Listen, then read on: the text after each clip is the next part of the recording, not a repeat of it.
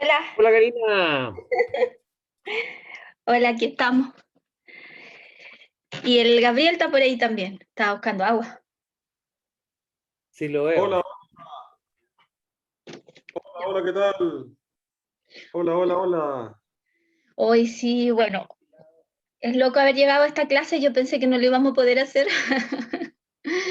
porque Hola Gabriel. Hola, ¿qué tal? igual son 16 clases, pues harto. Sí, Son igual. cuatro meses y con la situación como estaba y todo, igual es un milagro.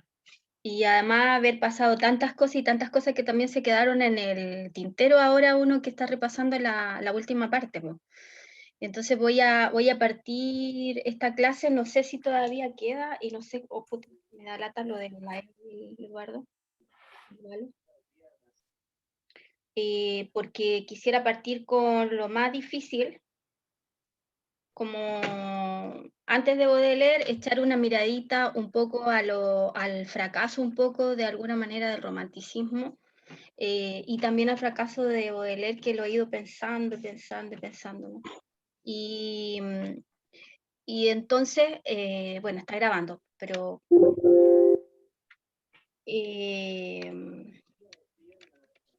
yo creo que lo primero que hay que ver, o sea, que ustedes como que de alguna manera tiren para atrás todo lo que hemos ido hablando, pero a mí me parece súper interesante como entender por qué el romanticismo se agota y empieza esta poesía moderna, porque los primeros visos de modernidad que hay en la poesía, y cómo después eso mismo va a ir dialogando con el siglo XX. Entonces, lo primero que yo veo repasando para atrás es que hay un trabajo con la imagen poética. Y ese trabajo de la imagen poética hasta el romanticismo funcionó como el principio de alguna manera de identidad. Hubo un platonismo muy fuerte, una relación muy fuerte, ¿no?, entre el sujeto y el objeto, entre el mundo y la naturaleza, ¿no? Como si todo fuera una especie de sistema, de esquema, ¿no? Que funcionara en este tema para la filosofía también. Es lo que de alguna manera a nosotros se nos pasa en las universidades. Hola, hola. Nosotros empezamos, cuando entramos a la universidad, empezamos con esto, empezamos con Heidegger, empezamos con Hölderlin, ¿no? Y de a poco, de alguna manera se nos va fundamentando una identidad de la poesía con esto, con el romanticismo. Es decir, que la poesía, la palabra, es como la casa del ser, ¿no? Es fija, ¿no? Es de alguna manera, la imagen queda estancada, ¿no? Entre el objeto y el sujeto, hay una relación y hay un principio como de identidad que es aristotélico, de lógica formal, en donde A es A, B es B. Y yo creo que ese principio romántico que nosotros vimos y que también vimos en la poesía y también en las novelas, eso se agota. ¿Se agota por qué? Porque entra la modernidad. Y la modernidad es muy importante para nosotros. ¿Por qué? Porque en el fondo es la ciudad, es la producción de una ciudad.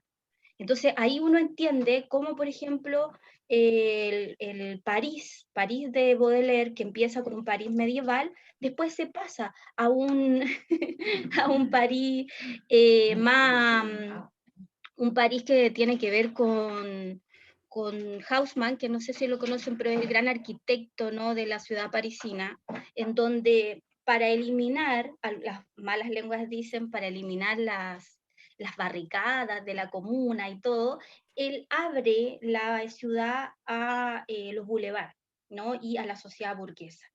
Entonces Baudelaire ve la producción de la ciudad. Estoy ocupando un concepto de Lefebvre, un marxista comunista que fue echado incluso del Partido Comunista, Henri Lefebvre, que eso lo puedo mandar, me encanta a mí, que es la producción del espacio. Él configuró como 5 libros en donde hay un derecho a la ciudad. Y esta ciudad, así como nosotros con el Paseo Ahumada, y que yo lo trabajé con Enrique Lino, un poemario que tiene que se llama Paseo Ahumada, la ciudad siempre tiene gestos de modernidad, ¿no? Y en este caso París fue completamente reestructurada para esa modernidad. Y Baudelaire se encuentra con eso y de alguna manera dice, ¿cómo yo puedo producir la ciudad o cómo puedo introyectar la ciudad a esta poesía?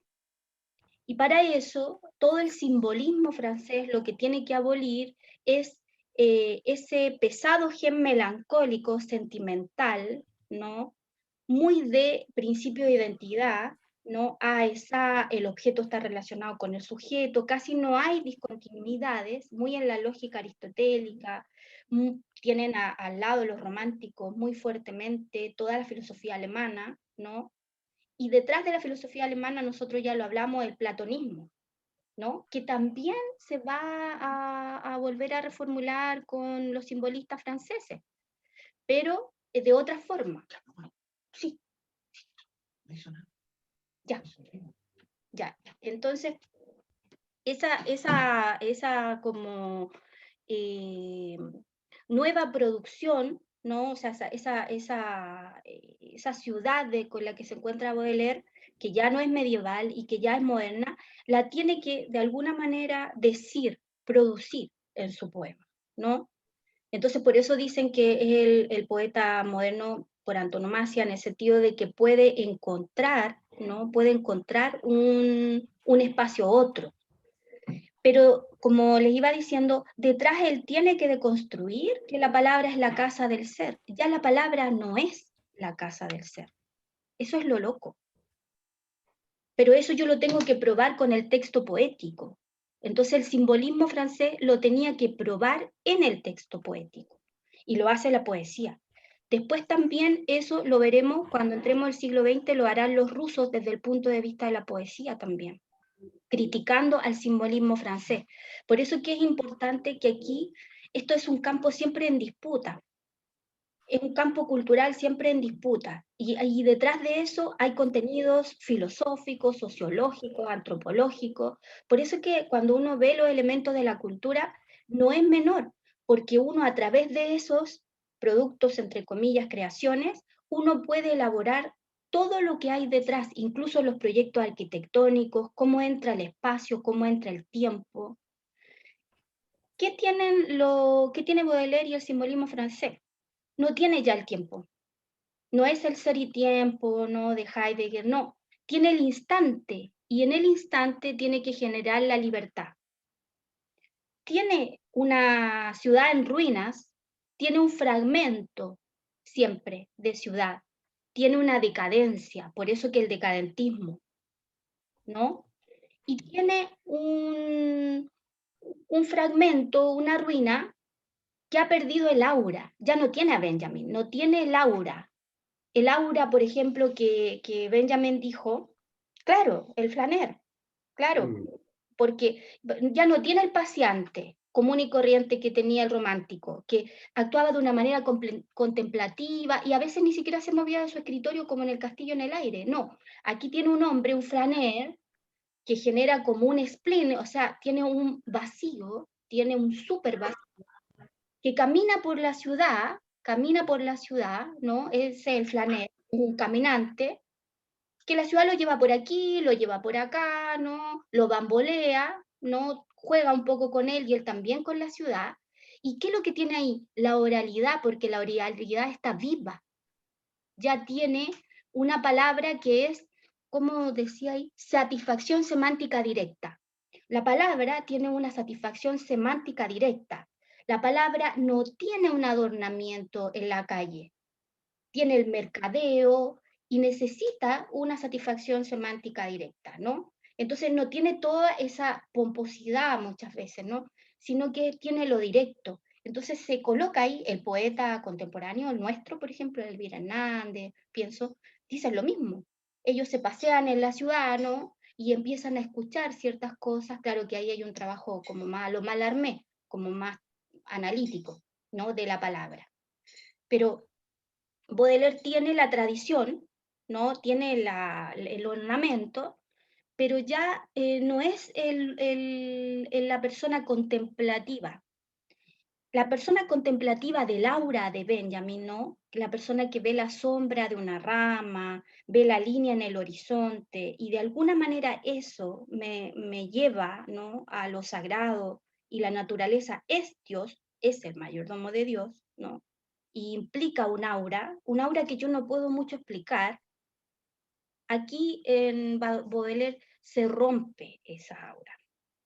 Esa aura por lo menos está oscura, es ambigua, ¿no? Este flaner está caminando por la ciudad, pero no muy alegre, ¿no? Sino que está dudando, con sospecha, y está en un súper vacío, ¿no? En una decadencia total, en un decadentismo. ¿Por qué? ¿Por qué en un decadentismo? Porque la sociedad en ese momento me ofrecía la modernidad, me ofrecía el progreso. Hace poco escuché eso, que creo que habérselos dicho, la líder indígena del zapatismo, o sea, no, de los indígenas y que apoyaron a los zapatistas para ser candidata. Ella dice, si el progreso es esto, si me hace mal como al pueblo, entonces yo no quiero el progreso. Ellos se enfrentan, los simbolistas, a un mundo de revolución industrial, en donde lo que hay es una rutina en el trabajo, como ya vimos, ¿no? Hay una especie de ciudad que me va a dar anonimato. En una ciudad grande, ¿no? Yo soy anónimo, se despersonaliza completamente el ser humano. Yo voy para allá y voy para acá, pero no tengo ruinas, no tengo esa gran monumentalidad, ¿no?, que se tenía en las ciudades. Tengo como que lo viejo conviviendo con lo nuevo en situaciones bien absurdas. De repente, ¿no? Ustedes lo podrán ver, cuando de repente se conserva un edificio en lo viejo y después se construye algo moderno. Y entonces, ¿qué es lo que yo tenía antes? Yo tenía una seguridad, ¿no? No había una incertidumbre tan grande en el sentido de que yo tenía un aura sagrada, tenía la palabra era la casa del ser, tenía una filosofía que me estaba apoyando, y nada menos que la filosofía alemana, y detrás tengo todo lo griego, el platonismo, ¿no? Pero ahora no hay nada hecho, es supuestamente lo nuevo, se tiene que hacer todo de nuevo. Ustedes saben que siempre eso es como una trampa, porque nadie puede hacerlo completamente nuevo, pero sí se apuesta a decir, bueno, pero aquí tenemos que hacer algo moderno.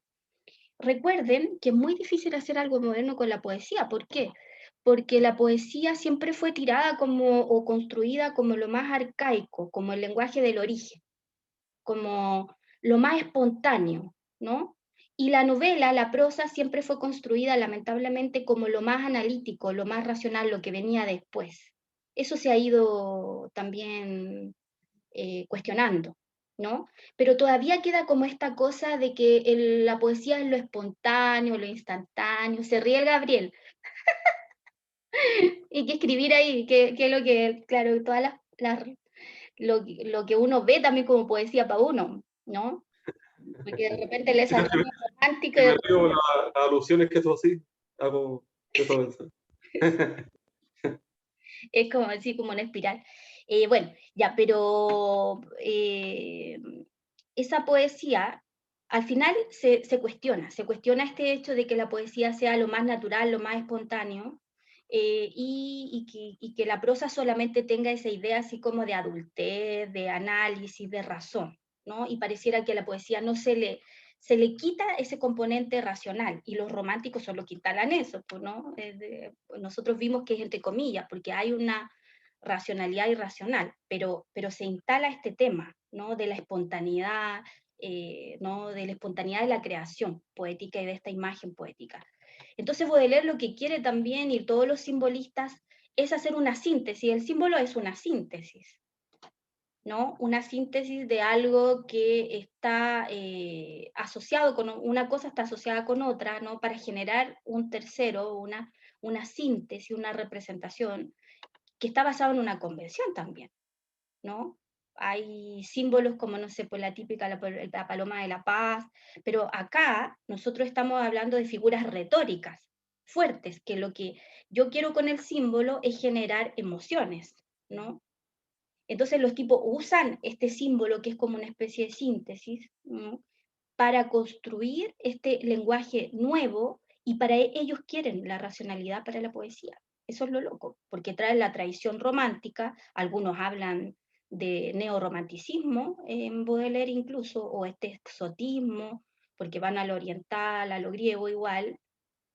Sin embargo, ellos consideran que ya el lector contemporáneo no está para asimilar toda esa cantidad de mitología que nosotros vimos, que el lector contemporáneo o moderno, por decir así, no está ya para ir prácticamente a un lenguaje tan ampuloso en donde tenga que estar con el diccionario, ¿no?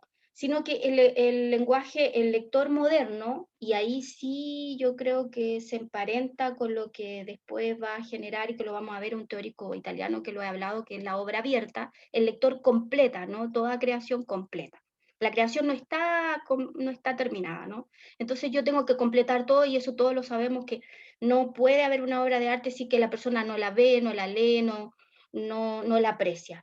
Son las famosas lagunas de indeterminación que vamos a ver en la teoría de la recepción, se llama eso. El lector, el espectador, qué sé yo. El tipo se da cuenta de eso, po, de que el lector contemporáneo, en este caso el lector moderno, no está dispuesto a toda esta cantidad de mitología que le puso el romántico, y no está dispuesto tampoco a sentimentalizar el texto, y ellos mismos no están dispuestos a sentimentalizarlo, porque quieren también un tipo de racionalidad para la poesía. Miren lo que el tipo dice: la poesía es lo más real, lo que es completamente verdad, aunque solo en otro mundo, ¿no? Entonces, le recupera la verdad, la racionalidad, aunque es en otro mundo, la recupera para la poesía, ¿no?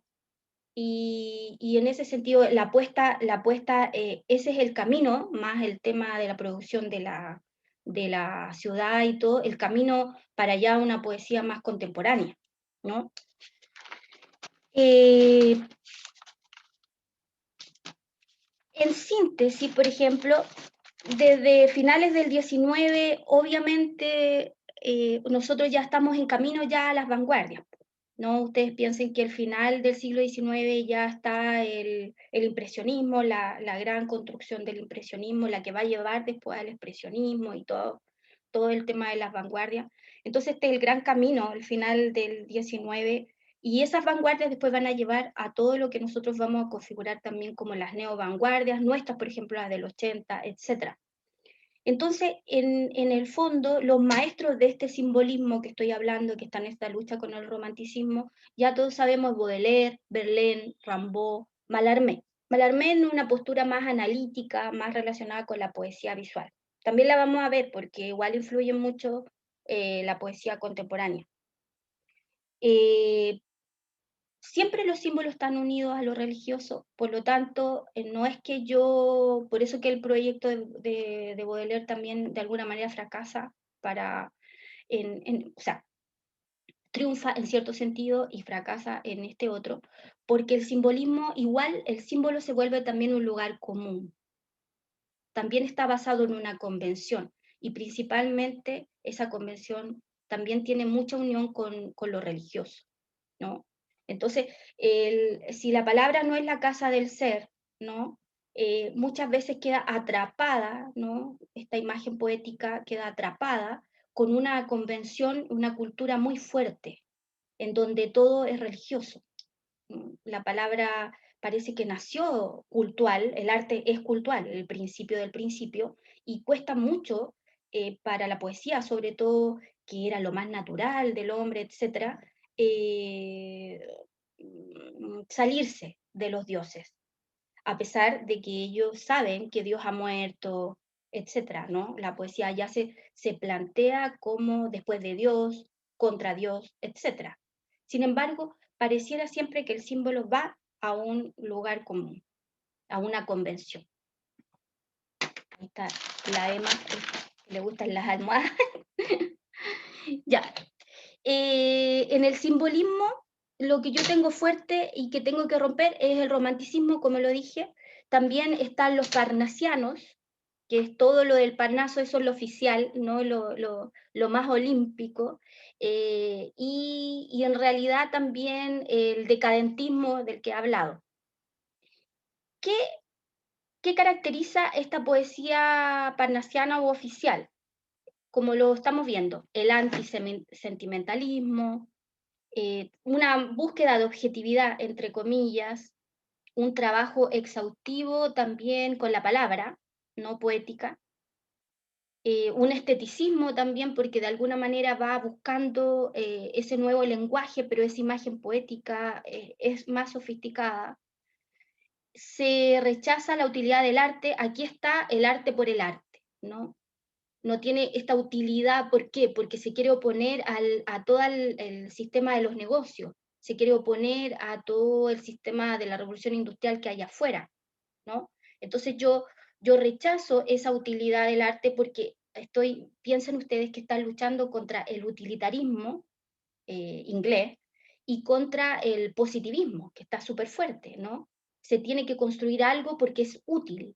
Y por eso esto va a generar que después se hable del inútil de la familia, como el poeta como el inútil de la familia. Y recuerden a Dostoyevsky, el idiota de la familia, o Flaubert, el idiota de la familia, o el inútil de la familia. Porque aquí ya está echado, ya con este decadentismo, este simbolismo, ya está echada la suerte del arte por el arte. El arte se hace en sí, no para otra cosa, no como un resultado. Aquí, después esto también se va a cuestionar, ¿ah? Pero eh, ya está echado este rechazo a la utilidad. ¿Pero por qué? Porque yo tengo afuera que todo tiene que ser útil, todo tiene que servir para algo, todo tiene que responder a un sistema de los negocios, ¿no? Entonces el arte se plantea de esta forma, ¿no? También hay una relevancia de los elementos exóticos, Grecia y también el Oriente, la típica cuestión, ¿no? Piensen ustedes en los impresionistas a nivel pictórico, cómo agarran la estampa japonesa, o sea, todos miran en algún momento al Oriente. El famoso viaje a la India, ¿no? Que después va a cruzar, piensen en los Beatles, ¿no?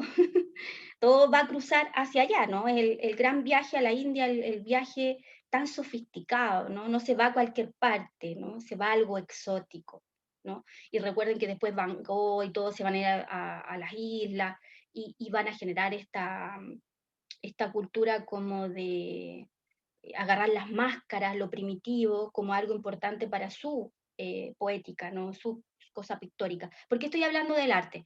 Porque aquí, en esta generación, es importante, está marcado completamente, no hay poesía sin relación con la música y con la pintura. De hecho, se habla de que la poética es cromática o pictórica, ¿no? Entonces, hay una unión para él, en el fondo la poesía es música. Y ustedes siempre tienen que pensar que aquí está Wagner detrás, porque siempre hay una relación, ¿no?, entre la poesía y la música fuertemente. Y porque en el fondo la poesía es una piedra preciosa, hay una perfección formal, y la música está persiguiendo lo mismo también. Lo otro que la música es quizás más rápida que la poesía, aunque se intenta hacer eso, los simbolistas, intentan hacer lo que la música hace, que entra, no sé si han visto cómo funciona la música, que entra como por la cabeza, el corazón, entra por el cuerpo. Casi yo no puedo entender lo que se dice ahí, pero me entra como por osmosis, ¿no? Me entra más rápidamente que la palabra. Y estos tipos siempre están apostando los simbolistas a algo muy interesante que es la sinestesia, ¿no? Cómo mi cuerpo no puede establecer correspondencias también con la realidad y cómo entonces puedo yo apelar a todos los sentidos. Es un sistema de correspondencia y de hecho van a haber poemas que se hablan así de las correspondencias y todo eso. Entonces, algunos lo critican por este exteriorismo exótico, ¿no? Lo critican y hablan de un neorromanticismo. Ninguna generación puede romper completamente con la anterior. Pareciera que siempre tiene gestos como ruinas también de lo que viene criticando. El tema es que no se transforme solamente en lo que está criticando, sino que pueda aportar algo nuevo. ¿no? Y yo creo que, claro, lo nuevo ahí es lo que les acabo de decir. Yo cómo lucho con el principio de identidad, solamente estableciendo el principio de contradicción. Esto es pura lógica, es la lógica que nos pasaron en el colegio, ¿no? Si yo hablo A es A, B es B, yo establezco un principio de identidad que es inamovible, que es estático. Pero si yo me voy a un principio de contradicción, en donde lo que es también no es, y yo lo agarro, entonces ahí yo voy a estar estableciendo también en eso efímero, en eso transitorio, en eso ambiguo, un gesto moderno, un gesto también contemporáneo, ¿no? Entonces, por eso la lógica se va a mover de la lógica formal aristotélica y va a generar otro tipo de lógicas en el siglo XX. El siglo XX es la gran construcción de las otras lógicas, ¿no? Y hay una revolución enorme también en todo lo que es las matemáticas y en todo lo que se genera, ¿no? En toda la física y todo lo que ustedes pueden ver en esos descubrimientos. En el siglo XX se va a pasar por todo esto que nosotros vimos antes en espiral. Se va a volver a ver todo esto y se va a vivir en conjunto un mundo mucho más complejo, ¿no? Entonces, este arte por el arte, siguiendo esta línea, se le acusó porque quería abandonar la realidad social, pero otros dicen que la quieren problematizar, no quieren ser agarrados solamente por el realismo. Piensen ustedes que también está el romanticismo, pero también está el realismo, pero desde la poesía no quieren ser encorsetados solamente por lo contingente, por eso se lo criticó de pasatista, de escapista, ¿no? Pero lo que ellos quieren es como demostrar un malestar también, que el hastío de esta modernidad, la rutina, no me es suficiente, no me interpreta. Y a donde no me interpreta este famoso mal del siglo que se llamó este super hastío, como no me interpreta, entonces yo construyo mi propia realidad. La poesía no es la realidad, se quiebra todo el sistema de mímesis, sino que la poesía es lo que debiera ser la realidad, eso es lo que dice Huidobro, las vanguardias, y entonces yo construyo mi realidad en mi poesía, ¿no? Yo genero un mundo que dice Baudelaire que es el más real de todo. Lo que pasa es que está en otro mundo, pero es el más real de todo. Y yo genero ese mundo ahí para demostrar que en el fondo la realidad no es rutina, es despersonalización, es anonimato, es lenguaje de negocio, ¿no? Y por lo tanto no responde a todos mis deseos o a toda la complejidad humana.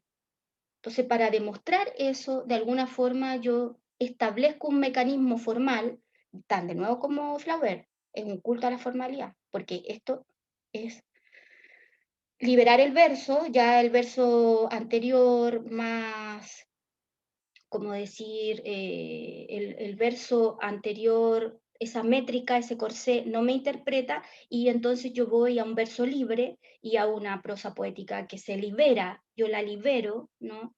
De esa métrica terrible que tenía también como un corsé. Entonces, de alguna forma, con el verso libre se abre el gran campo también a la poesía contemporánea. Y se puede establecer un culto a la formalidad con un verso libre, con una prosa poética, no siempre como se venía haciendo para atrás, ¿no? Ellos lo prueban este mecanismo formal, y eso es lo interesante.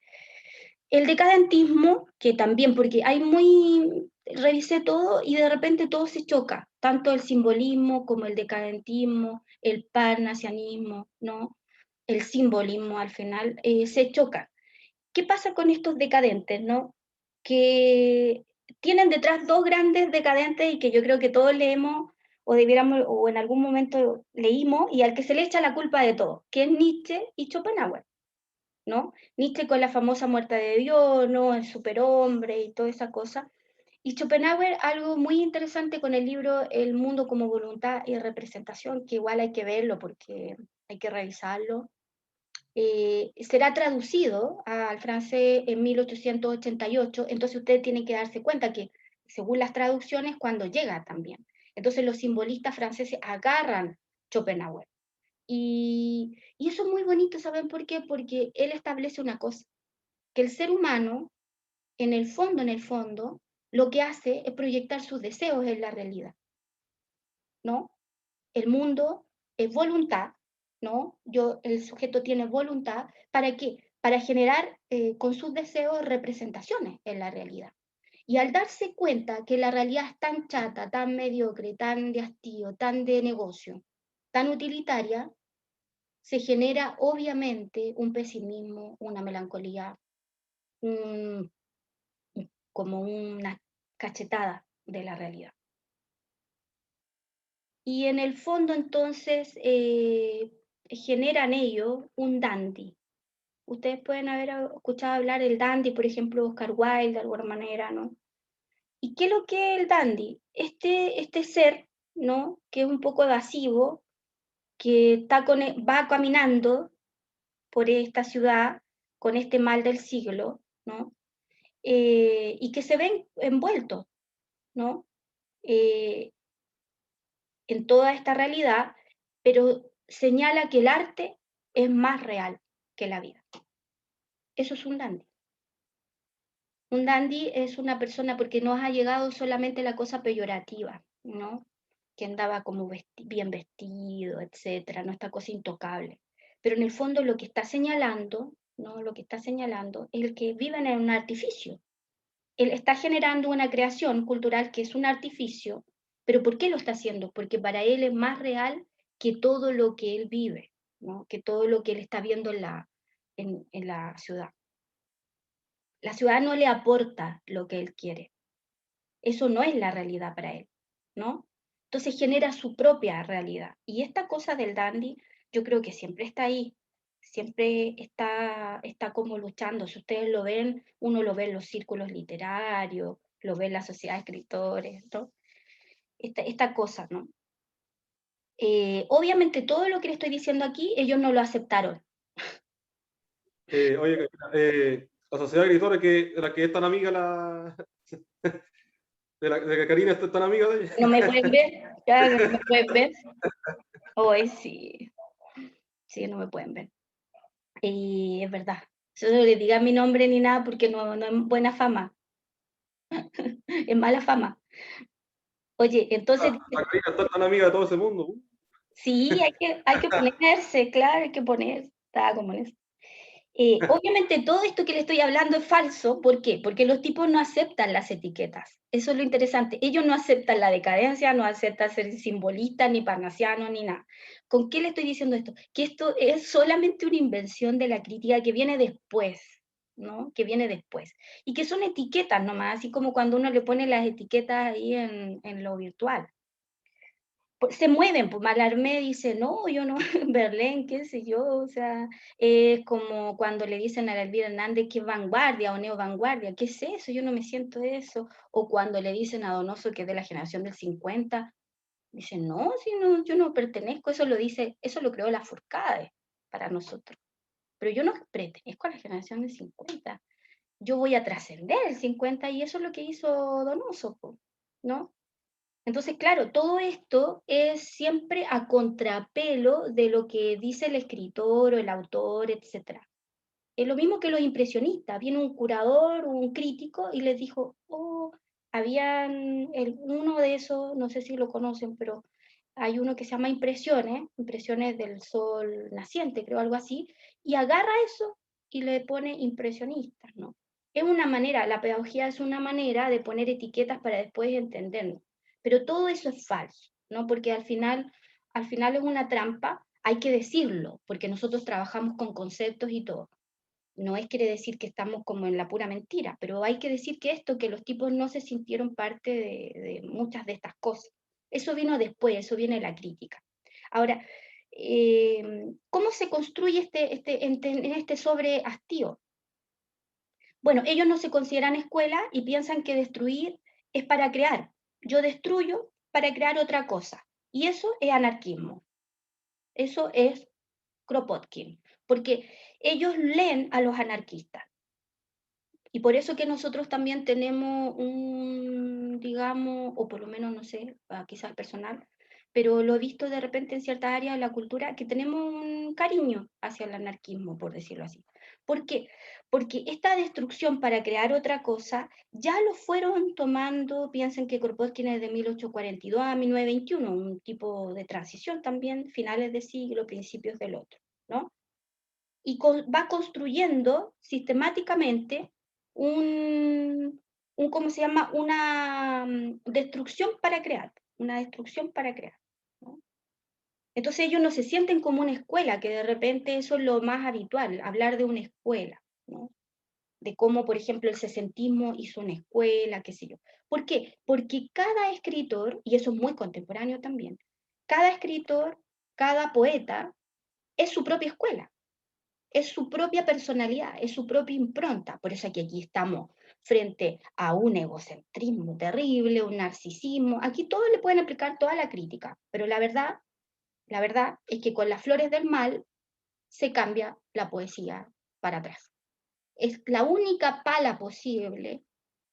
Hola, hola, la Eva está por ahí. La única pala posible, la que sepulta de alguna manera el romanticismo, es las flores del mal. Y entonces, claro, ellos creen que se está desmoronando un tipo de sociedad, está apareciendo otra y obviamente quieren estar a la altura de la sociedad que está apareciendo, pero criticando eso, poniéndose en conflicto, ¿no? Entonces es interesante que actúen con el principio de contradicción, porque no es menor, esto es semántica y es lógica. No es que la poesía esté alejada de los criterios más analíticos de la palabra. Yo lo veo así. Yo veo que todo responde a un conflicto que se coloca también con la filosofía, con la lógica, con un montón de corpus que están dando vuelta, ¿no? Entonces, claro, la palabra ahí para Baudelaire tiene que tener movimiento. ¿Por qué? Porque, claro, ya tiene el tren ya más que caminando, ¿no? Tiene todos los descubrimientos alrededor y tiene sobre todo la producción del espacio en la ciudad. Entonces la palabra tiene que ser instante, tiene que ser un símbolo, una síntesis de cosas diferentes, porque ahí se prueba la maestría del poeta moderno. Lo mismo que dijo Picasso o algo así, que dijo, cuando yo creo compongo algo, cuando uno o soy capaz de unir elementos completamente diferentes. O Duchamp, pongo aquí una cosa, ¿no? Y pongo aquí la otra y me genera una tercera cosa que emocionalmente me golpea. Esa construcción tan, ¿cómo se llama?, tan de cachetada, esa es la construcción de esa poesía moderna y que después va a generar todo lo que, va a explicar todo lo contemporáneo. Y eh, obviamente el decadentismo que estábamos hablando, de que estábamos hablando de lo parnasiano, lo decantista, lo simbolista, van a rendir culto a Baudelaire y nuevamente van a tomar este arte por el arte, lo que hablamos, ¿no? Hay una postura muy apolítica, por eso se le critica también a esta situación, ¿no?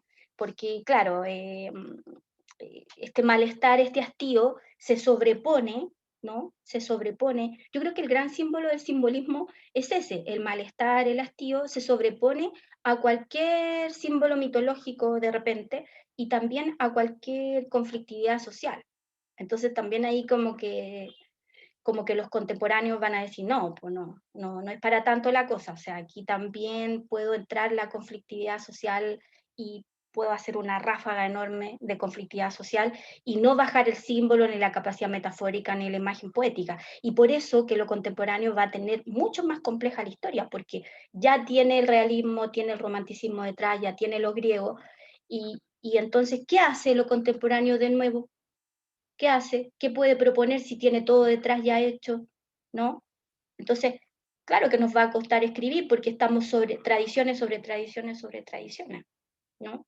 Entonces, pero este es un paso, acá hay un paso, ¿no? Un paso porque se trabaja con la palabra, cuando ya la palabra no instaura un mundo, porque ya la palabra dejó de ser la casa del ser. Aquí se metieron a Heidegger al bolsillo, dicen que no, ¿no? Aquí la palabra vale porque es la palabra. Y estamos sin Dios ya, estamos solos, estamos huérfanos, y ¿cómo vamos entonces a poder escribir poesía, dirá Baudelaire? Trabajando solamente la palabra, ¿no? Entonces es interesante, porque la palabra entonces símbolo es imagen poética, que eso después lo van a criticar los rusos, ¿no? Lo van a criticar, porque sabemos que el símbolo se vuelve también, o responde a una convención y se vuelve un lugar común. Y eso pasó con el simbolismo. Yo leo un poema simbolista, ¿no? El simbolismo francés, y prácticamente como que puedo encontrar lo mismo en otros poetas, en otros poemas, en otros textos, cuando ya se deslava, ¿no? Cuando ya se deslava el simbolismo. Lo que hablábamos, ¿no? Hay un dandy que es hiperfino, débil, hasta la enfermedad, ¿no? Casi así como el romántico de Gautier, el tema de la tuberculosis, ¿no? Y de todo eso, pero es una persona hiperfina, ¿no? Eh, Toxicómano y obviamente con tendencia a la destrucción. Ese decadentismo después uno lo ve, conoce en Jane Dean, ¿no? El rebelde sin causa, ¿no? Espérense un poquito.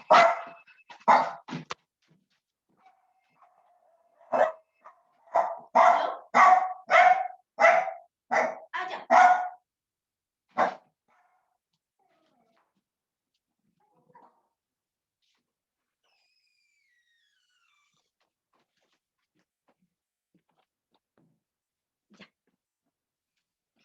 Entonces, también, hay como un humor malsano, ustedes lo van a ver, hay una sátira importante y hay una elaboración de un léxico nuevo y exagerado. Sí, el ladrillo de la humanidad. Realmente un ladrido, po. Después igual tira ¿cómo se llama? Los gemidos, me acuerdo, o Ginsberg. Sí, después se agarra, lo contemporáneo se va a agarrar de todo eso. Ya, entonces tenemos un presente vulgar, mediocre para este tipo más fuerte, este poeta moderno, y obviamente entonces se cobija igual en un tiempo legendario, ¿no? Exótico, oriental, igual. Por eso se habla de escapismo, de pasatismo, qué sé yo. Pero igual, yo creo que toda la literatura tiene un poquito de ese gesto, ¿no? De refugiarse en algo porque afuera hay algo que no está como a la altura un poco, que todo es rutinario, ¿no? Es medio aburrido y este es súper hastío, es terrible, ¿no? Con el flaner, con lo del spleen que hablábamos, ¿no? Entonces, lamentablemente, este es el problema del simbolismo. Lamentablemente, y es algo que van a ver después los rusos, los poetas rusos, todo simbolismo representa o responde a ideas primordiales. Y cuando yo hablo de ideas primordiales, yo hablo de platonismo, ¿no? Porque ¿quién va a establecer las ideas primordiales? O sea, ¿y qué es lo primordial? ¿No? Y aquí tengo un problema, porque Wagner, por ejemplo, cayó en una visión mística también del mundo. Y aquí hay algo importante, que si bien todo esto está ajeno a la mímesis, se rompe el criterio, el principio de identidad y todo eso, todos los símbolos vuelven a un lugar común, pero ¿por qué? ¿Por qué? Porque la mayoría de estos creadores, y yo creo que ha sido el gran problema de la poesía también, la mayoría de estos creadores creen, ¿no?, que hay un universo total, que todas las partes tienen que responder a una totalidad que está integrada y que tiene que ver con estas ideas primordiales. Entonces, generalmente la creación está en eso. Cree en un, ¿cómo decirlo así? Como en un alfa y un omega, todo junto, en una integración, en una totalidad, pero justamente está viviendo una realidad desintegrada, atomizada, etcétera, ¿no? Entonces, cree, por ejemplo, en esta cosa de que, por ejemplo, la música sugiere siempre ideas análogas en cerebros distintos. Y entonces, si yo veo analogías o universales, ¿no? Los universales también está todo ese tema, que ya lo venían reflexionando los griegos. Yo concibo el mundo como lo concibió Dios desde el principio. ¿Y cómo lo concibió Dios desde el principio? Como una compleja e indivisible totalidad. Entonces el símbolo se vuelve, y como tiene esa base convención, se vuelve lugar común, y eso es lo que le va a molestar a los rusos. Y van a decir que el simbolismo francés obviamente fracasó y que sí. Y yo creo que en cierto sentido sí, y en cierto sentido no. O sea, dio un paso, ¿no? Pero también hay algo que está en la base de toda creación cultural, que como que al final no logra responder a lo que está también afuera. Es tanta el caos, la discontinuidad, que el ser humano siempre se va a cobijar en algo que lo integre y que sea una totalidad. Y esas ideas primordiales, la verdad es que no la puede dar nada más que una divinidad. Aunque yo mate a Dios, lamentablemente voy a tener que ir hacia esas ideas primordiales. Entonces alguien me va a decir, oye, usted, aunque no es creyente, está defendiendo un origen, eso, un origen. Y el origen siempre es el religare del origen, de ahí viene la religión, el religare del origen, ¿no? Entonces, ese origen es el problema.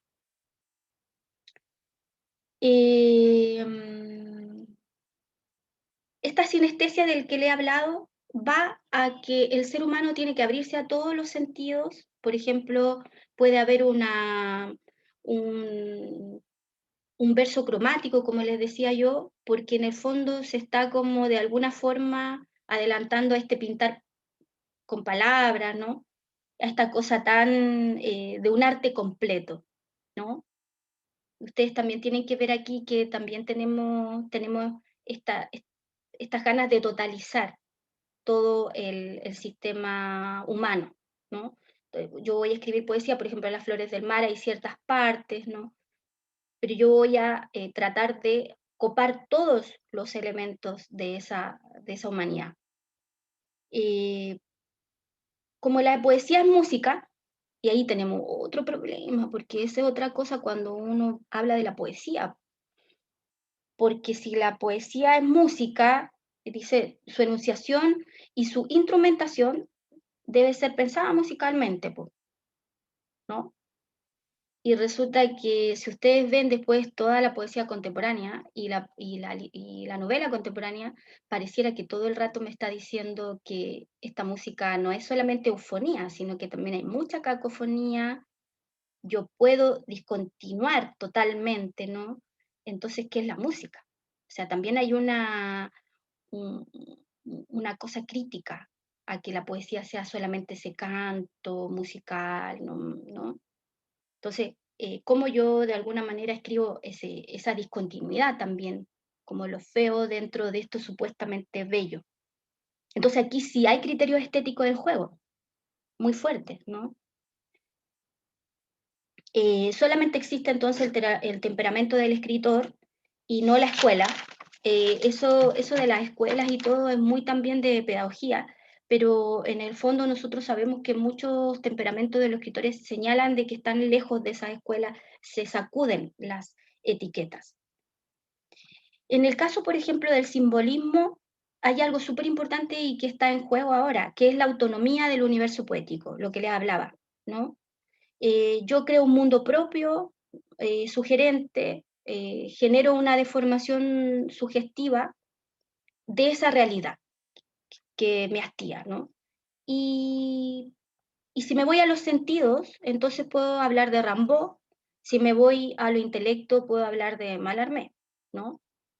Pero yo me tengo que ir a algo sugerente fuertemente, ¿no? Para yo de alguna manera impactar a este lector, ¿no?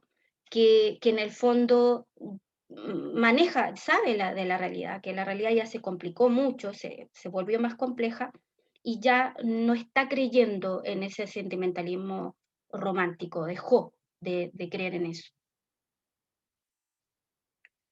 Entonces, la poesía está hecha de palabras, no de ideas. Después eso también va a ser, con lo contemporáneo va a decir que no, va a decir que también la poesía está hecha de ideas, ¿no? Y ahí tenemos grandes exponentes que lo vamos a ver.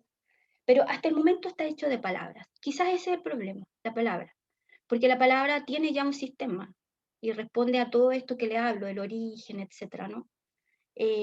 Quieren, ya no es la palabra la casa del ser, se tratan de mover, pero la palabra en sí, como responde a esa cárcel tan antigua del lenguaje, es difícil de moverla. Eh, Mallarmé sí hablará de la musicalidad interior, es decir, hay un silencio también dentro de la palabra y él lo vamos a ver en el siglo XX, lo va a trabajar con los blancos, los silencios, ¿no? Y ese silencio de Mallarmé es lo que a nosotros también nos llama la atención, porque ya es como un paso para la poesía visual y para toda la vanguardia y la neovanguardia. Piensen ustedes, por ejemplo, lo que le hablaba de la Elvira Hernández, es imposible la Elvira Hernández sin el trabajo de Mallarmé, porque ese sí que está en el intelecto, ¿no? Entonces ahí ya se sale de los sentidos solamente, sino que ahí entra un análisis, una cosa más de intelecto, una poesía como más inteligente, por decir así, ¿no? Sí, porque en el fondo yo tengo que sacarla de un poco más de los sentimientos en el romanticismo y tengo que sacarla un poco de los sentidos, a pesar de que ya está colocada en los sentidos, Rimbaud está colocado en los sentidos completamente, ¿no? Los pone todos los sentidos a trabajar, pero Mallarmé da un paso más, que es colocar todo en el intelecto, en ese sentido, en esa evolución, porque ellos creían en esa evolución. Y por eso entra Mallarmé rápidamente, no sé si han leído Un golpe de dados, pero acá nosotros lo hemos leído, pero si no hay que revisarlo porque uno chiquito, Un golpe de dados. Y con ese golpe de dados, ¿no? Que va a abolir el azar, que ese es el tema, sí, porque con eso se empieza a abolir el azar. Ustedes saben que todo es azar. Nadie me puede decir lo que va a pasar, ni, ¿me entienden? No controlo nada. Y muchos de los escritores contemporáneos va a trabajar eso, el azar. Y el tipo ahí está usando su intelecto, ¿no? Entonces un golpe de dados, que es el juego, por decir así, el gran juego, pero un juego serio, va a abolir este azar, pero ¿hasta qué punto? Por eso lean ese poema y vean cómo maneja a los blancos como un silencio también. Entonces, los blancos son una forma de decir en el poema, cómo yo diagramo el poema. Y eso me va a poder hacer entender a poetas chilenos contemporáneos del 80 en adelante, porque eso está trabajado en una manera malermiana muy, muy de análisis de intelecto. Nosotros tenemos eso, o sea, hay una parte bien, bien de trabajo de intelecto aquí, pienso en Lin, pienso en Juan Luis Martínez, en Elvira Hernández. Eh,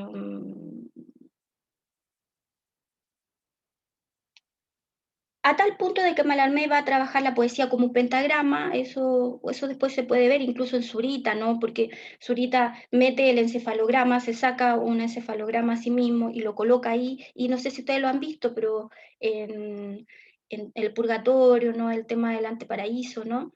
De alguna manera uno ve eso como un pentagrama, como un ritmo cerebral, ¿sí? Y va agarrando ese pentagrama de sí mismo, ¿no? Por decirlo así, ¿no? Ese rollo que tiene Zurita. Recuerden porque en las vanguardias nuestras, o neo-vanguardias ya, eh, el cuerpo va a ser también explorado, ¿no? Entonces, sí, pues bueno, a mí también me cae mal, por la oda al agua y todas esas cosas, porque Zurita de alguna manera se transformó en el poeta de la concertación para nosotros y para mí traicionó igual que los demás, entonces eso me molesta, pero eso no quiere decir que en el tiempo lo hayamos leído, que el tipo tenga una obra, que el canto a los desaparecidos, que no sé si lo han visto, pero en Memoria Chilena se puede descargar y no sé, pues, el Anteparaíso y todo no haya marcado. Ya, ahí está el golpe de dados, eso, de Eva. hizo un personaje de sí mismo, sí, con su impronta. Y de hecho, no sé si ustedes pueden ver sus entrevistas, una de las entrevistas que le hizo Paulsen, me dio risa porque le dijo, uy, tú suenas como un profeta, tú suenas como un sacerdote. Y inmediatamente yo me di cuenta y dije, oh, qué loco. Es todo lo que hemos pasado, de alguna manera. El poeta como un vidente, ¿no? El poeta como un visionario, el poeta como un profeta y como un sacerdote. Él, cuando lo entrevistan en una entrevista coloquial, no leyendo su poesía, el periodista le hace ver que él suena como un sacerdote y ocupando todo el lenguaje evangélico, ¿no? Esta cosa de la evangelización. Entonces me dio risa porque como que el periodista lo ve este gesto. Y ese gesto es muy de poeta. Y muy de esto también, ¿no? Muy de esto. Así que, claro, y después ese pentagrama malarmiano va a ser digamos, el inicio de la poesía visual, y nosotros igual a lo mejor en algún momento podemos ver esa parte de la poesía visual, porque eso cala muy hondo en Brasil, ¿no? Cala muy hondo en la poesía visual, y nosotros también tenemos también esta poesía visual, que es interesante verla también. Eso también como que se vació en algún momento, también se volvió una fórmula. Bien, hay entonces ambigüedad semántica, eso es importante. Hay muchos símbolos que no tienen un referente cultural claro, y eso también es importante, ¿no? Porque yo el símbolo responde a una convención y todo, pero yo lo puedo mover. Por ejemplo, lo que hace es Baudelaire también el que hace esta cosa del albatros, el poema del albatros, y lo relaciona con, o Verlaine, no me acuerdo, pero lo relaciona con el poeta. El albatros, que es el pájaro más grande del mundo, creo que son 3 metros totales con las alas, tiene solamente una pareja en la vida. Y si se muere esa pareja, él muere solo. Es una locura el albatros. Y el albatros, cuando cae muerto, o sea, se va a una playa o en algún lado, de arriba aparece un hombre muerto, porque es tan grande.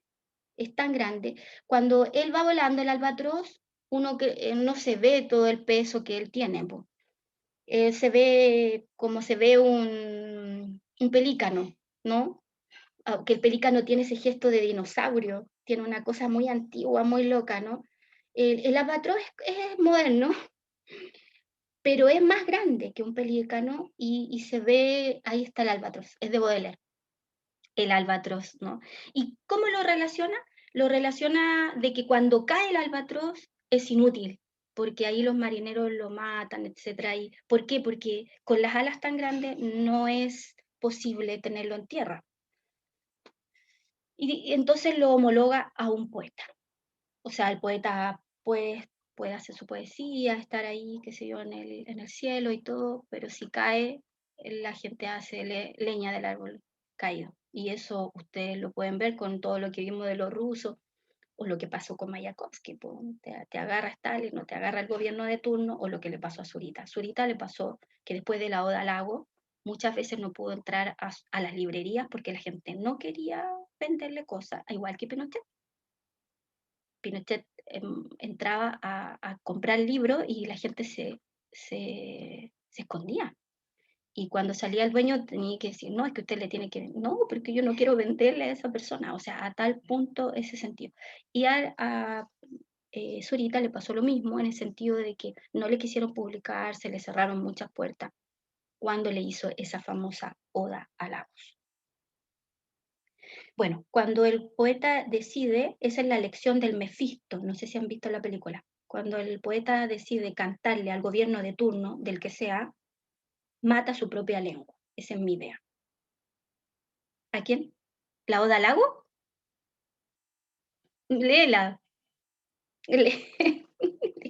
Hay que leerla porque es el Mefisto es nuestro Mefisto. Es un Mefisto de concertacionista, sí, ¿no? Así que vuelve a aparecer ahora con el estallido, volvió a aparecer, ¿no? Como la democracia cristiana, nunca deja de resucitar frente a la situación. Bueno, ya. Entonces, es la reacción a esta nueva modernidad. A pesar de que este poeta está instalando lo moderno, fíjense que está reaccionando a esta nueva modernidad, que es lo que le trae la revolución industrial. ¿Por qué? Porque le molesta la destrucción con la naturaleza, le molesta la explotación del hombre por el hombre. ¿Por qué?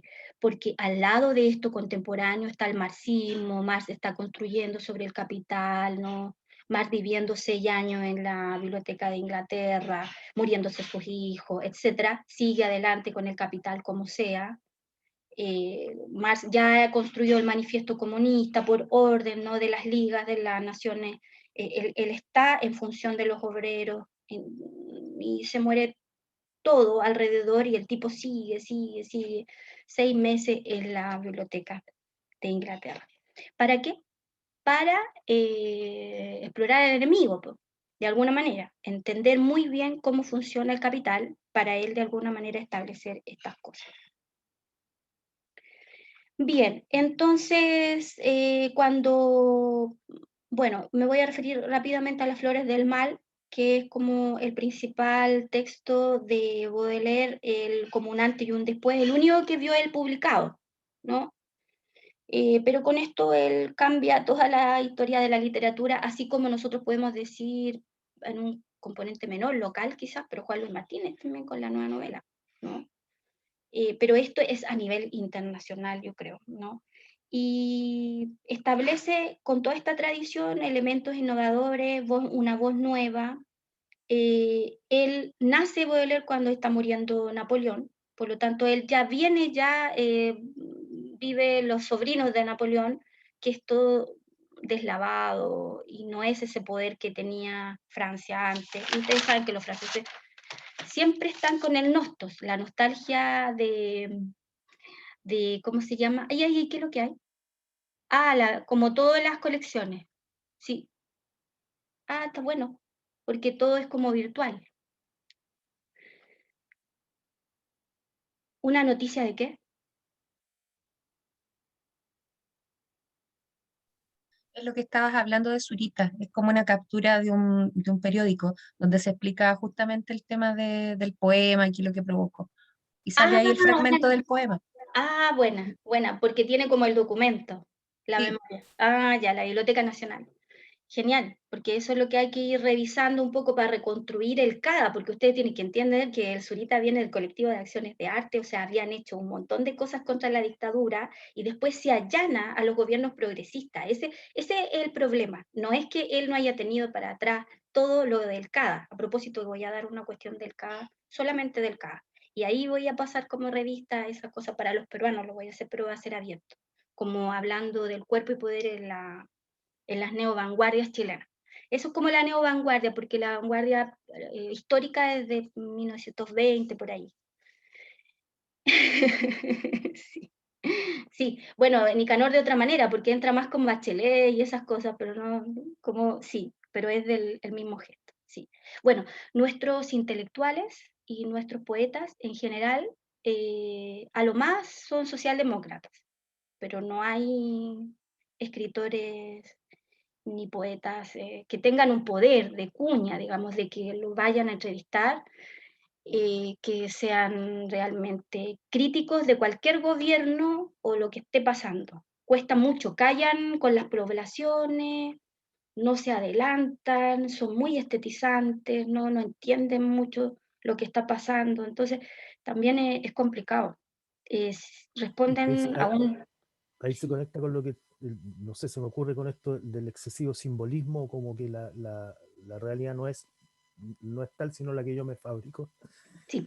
Me suena un poco a eso cuando prevalece o sea, cuando se asume que el arte, en este caso la poesía, o mi poesía, mi personaje de poeta, es más importante que lo que sucede, digamos. Y ahí se pierde harto porque igual es interesante todo esto que hemos venido viendo respecto a que la poesía como un elemento súper político, porque es analítico, porque es un análisis que por lo menos yo lo veo mucho más de fondo, quizás no tan, ¿cómo se dice cuando no es? Eh, Quizás no necesariamente tan, no sé si la palabra sea duro, pero eso, Sí, me molesta a mí la poesía que se transforma en personaje. Eso quizás sea lo que me pasa con Zurita y con Sí, Nicanor pues, Parra. y se transforma, porque yo creo que también acá tenemos todo esto, pues, ¿no? Viene el escapismo, el pasatismo, el egocéntrico, tenemos el romántico que es muy narciso, lo que vimos, todo se confluye, todo confluye. Y lamentablemente el texto pasa, como siempre, a otra historia y aparece, claro, un personaje y claro, sí, muchos también pasa eso porque al final igual quizá lo de Parra es más corrosivo, más en el humor, en ciertas cosas, es más corrosivo. Por último, igual te está diciendo en este caso algo súper importante para nosotros, que es como derecha y izquierda unida jamás serán vencidas, ¿no? Como está claro, y ese de bajar los poetas del Olimpo, como ese tono ampuloso y solemne, que yo creo que el poeta contemporáneo no debiera ya hacer eso, porque en el fondo nosotros nos damos cuenta, todo esto es importante, ¿saben por qué? Porque retomando esto de las flores del mal, porque tiene que ver con esto que estamos hablando, aquí los poetas no son herederos de Abel, como las religiones, aquí los poetas son herederos de Caín. ¿Pero por qué?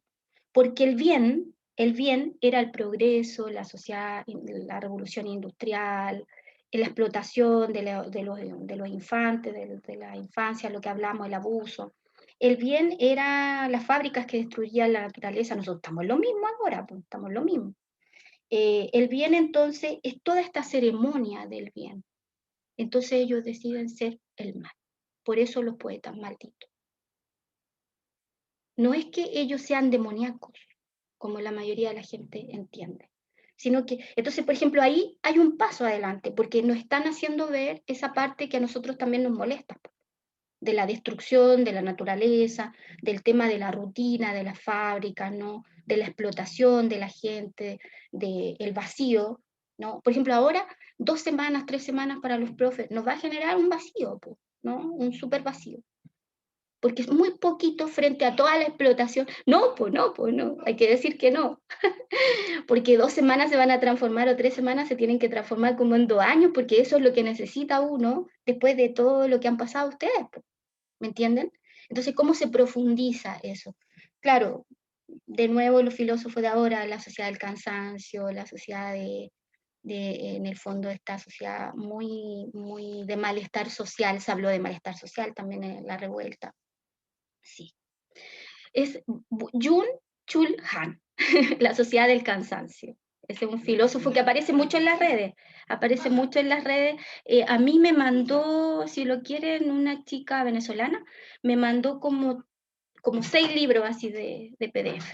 Sí, es parte de los famosos. Pero si lo quieren, ahí se los mando, para que lo puedan ver.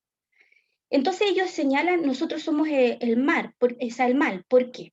Ustedes tienen que entender que a pesar de que los tipos son así como lo mismo que estábamos hablando con el Lalo, establecen ciertas cosas que son provocadoras para la época. Los tipos fueron perseguidos igual que Flaver y todo. ¿Por qué? Eh, Porque apuestan a una rebelión de alguna manera. No se puede ser como heredero de Caín, de este mal, es muy mal visto por esta sociedad burguesa que se cree el bien, ¿no? Entonces, también hay poemas condenados que no los quisieron sacar en Las Flores del Mal, sobre todo de homosexualidad femenina.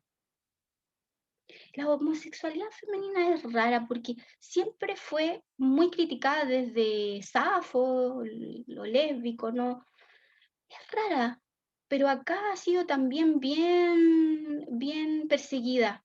Me acuerdo en Chile, que como en los 80, en los 90, un estadio completo se llenó con lesbianas. Y sacaban un diario, se llamaba Contramarea o algo así. Y fue muy provocador porque... Y el otro día escuché al tipo del móvil que hablaba de 2 millones de homosexuales. ¿Cuántos serán?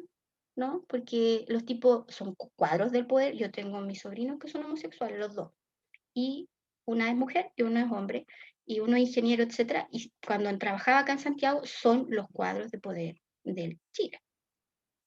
O sea, los tipos son ingenieros, abogados, son gerentes del metro, mujeres y hombres. eso es lo que por lo menos yo vi, ¿no? Es lo que yo vi. O sea, no es... Y obviamente está este otro lado que es lo que hablaba Lemebel, el homosexual pobre, rojo, ¿no? Maricón, dice él. Es que, claro, que yo creo que en el fondo es como se notan más los que están arriba por la ubicación que puedan tener. Se notan más, digamos, entre los círculos y los de abajo no, po. Yo creo que el MBL es una muestra de eso, digamos. Sí, pues A pesar de que él es el gritón, digamos, el que sí, logra sacar. la loca la vela, lo No, que él decía. claro. Claro. Que me parece que ahí yo, por ejemplo, creo que hay mucha fuerza poética en todo lo que hace el MBL, justamente en términos de romper De romper el el canon. dique, claro, Sí. exactamente. Claro, y de venir del Sanjón de la Guada, como él dice, ¿no? Entonces, claro, coloca una poética nueva, en el fondo también renueva esto, porque agarra todo lo que tiene, pero después también pone el cuerpo ahí y con las yeguas del Apocalipsis, que es fabuloso. O sea, yo siempre, bueno, tengo una relación con Pancho Casa en ese sentido, ahora como de amigo de Facebook nomás, pero no sé por qué, pero tengo una sensación como que igual es una cachetada al poder, a la política, ¿no? Hay algo ahí que me gusta, que es como yo no le creo a todo la instalación y la performance, tengo como una sospecha de su potencia, pero esa la respeto, porque entrar, no sé, en un caballo, los dos desnudos, a fundar la Universidad de Chile, me parece genial, ¿me entiendes? Como que uno hubiera deseado estar ahí. Y después también bailar en plena dictadura sobre una bandera, llena de vidrios y todo, también me parece una locura. Y cuando nadie decía nada, ellos construyeron toda esta cantidad de símbolos a todo esto, ¿no? Y Pancho Casas sigue haciendo lo mismo en Perú. Entonces, de alguna forma, estas yeguas del apocalipsis, dar vuelta a todo esto, y justamente es el Caín, el Caín de Baudelaire, el Caín de los simbolistas, ¿no? Porque claro, si el progreso es tan bueno, es tan de bien, ¿no? Piensen ustedes lo que es gente decente, cuando alguien te dice, ¿no? Gente decente, bueno, ¿qué es eso? ¿No? Entonces todo ese lenguaje está tan cifrado y en bueno, entonces nosotros vamos a hacer el mal. Y claro, la gente lo entiende como lo demoníaco, luciférito, pero también tienen que pensar que está para el lado de los perdedores la cosa, ¿no? Porque me acuerdo de un texto que Lezama decía, no se puede como ver todo porque me encandilo, ¿no? No se puede ver nada porque estoy ciego. Solamente puedo ver lo suficiente para saber que perdí. Y es terriblemente religioso. Está pensando desde la revista Orígenes a todo esto de Cuba. Entonces, este saber que ya perdí, y yo veo eso en el simbolismo. Estamos fuera, somos huérfanos, bueno, acá estamos solos. ¿Y cómo yo lo hago? Y claro que hay un fuerte narcisismo, egocentrismo, escapismo y todo eso, pero por otro lado está todo esto también, todo este aporte que ellos hacen para que se mueva un poco la cosa. El ángel del mal entonces va a oponerse al bien hipócrita, ¿no? Entonces yo pongo el ángel del mal, el Caín, a dar vuelta el perdedor, ¿no? Porque el progreso es anonimato, pérdida de identidad, todo lo que ellos no quieren, explotación del hombre, extracción de la naturaleza, etc.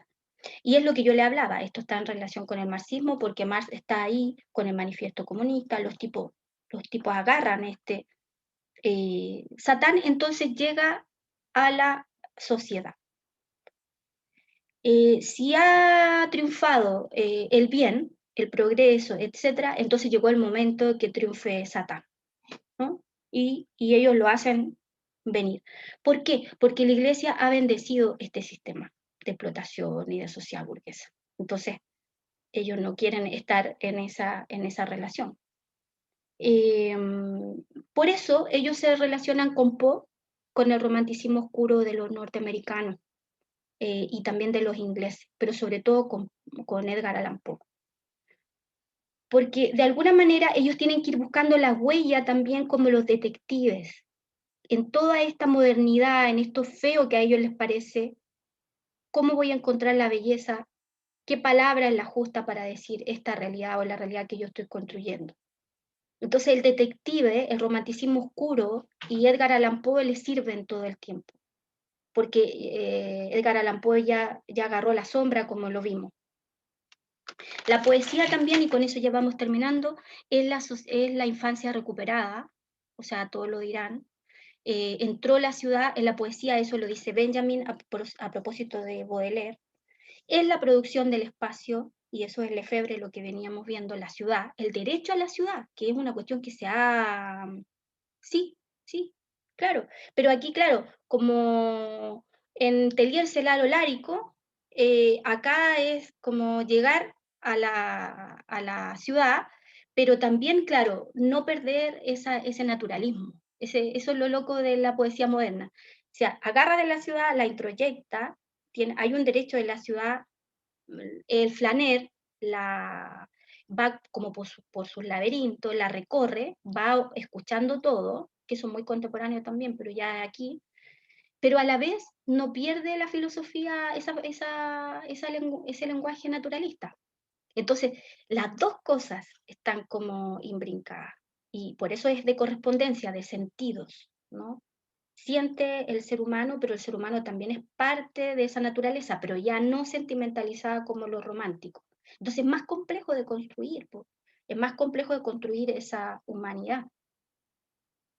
Eh, bien, tiene que entonces producir en una modernidad que es lo transitorio, lo fugitivo, lo contingente. La mitad del arte es transitoria, fugitiva, contingente, la otra es eterna, lo inmutable, ¿no? Pero él va a tener que construir desde un instante, desde un no lugar.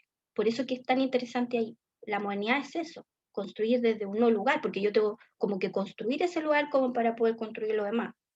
Entonces la poesía va a elaborar en la ruina, pierde su carácter aurático, como dijimos, entra el detective, porque yo, ¿qué soy en la ciudad? Un extrapo, ya no soy un protagonista en la modernidad, porque yo salgo, nadie me conoce, qué sé yo, bueno, acá, porque uno nació acá, pero en las grandes capitales nadie te conoce, nadie te ve, etcétera, ¿no? Entonces tú eres un extra.